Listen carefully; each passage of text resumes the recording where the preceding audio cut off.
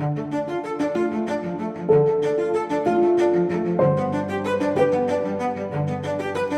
am excited today to be able to speak with Martin Gallagher, a world-renowned artist living here on Russell Island. How long have you been living on the island? About 4.5 years, yeah. You settled in, enjoying it? Yeah, well, yeah, I like it. I don't like going over to the mainland anymore. You showed me a picture before of you when you were about 3 or 4 years old, and it was in Southampton? Southampton Docks, yeah. And you knew from the beginning that you had a passion yeah. Yeah, well, mainly, this is because I was getting praised. I was getting a pat on the head, you know, and they used to say, "Oh, that's really nice, man." And the more praise I got, the more intense I got on wanting to please the teacher or please mum and dad, you know. So that's how it worked for me. If I got praise doing my art, well, I didn't think it was my art, it's because I just liked doing it. And, you know, the teachers just say, "Oh, that's very good, Martin," you know. Especially, you know, being in the class I was in. When did you move to Australia? 74. Okay. What brought you out here? Well, it was the state of UK at the time, and I was living in St Ives. I left Southampton behind because I couldn't wait to get out of the docks. You know, I tried a few times. I went travelling with a friend of mine, Harry. He was a good mate of mine. We went over to France, to Europe, and we travelled around. Harry was really good on the guitar and he's like top mate. When do you think you first realised that art was going to be such a central and important part of your life? I suppose really when I moved from Southampton down to St Ives, because St Ives then was, if you're an artist, musician, writer, sculptor or something like that, St Ives in Cornwall was like the place to be. It was like New York,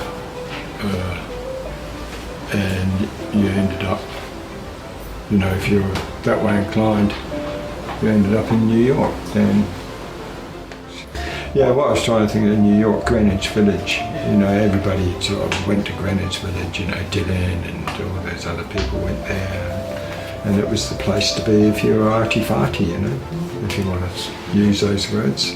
What is living and creating on Russell Island added to your artistic voice? Oh, probably a bit of freedom. You know, I enjoyed going out, doing plein air painting. That was really enjoyable for me.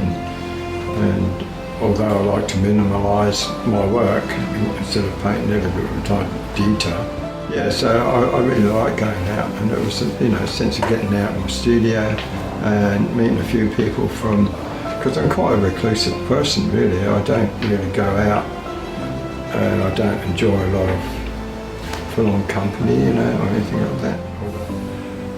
I would like to be known as a person that paints his feelings and that actually gets upset about things, you know.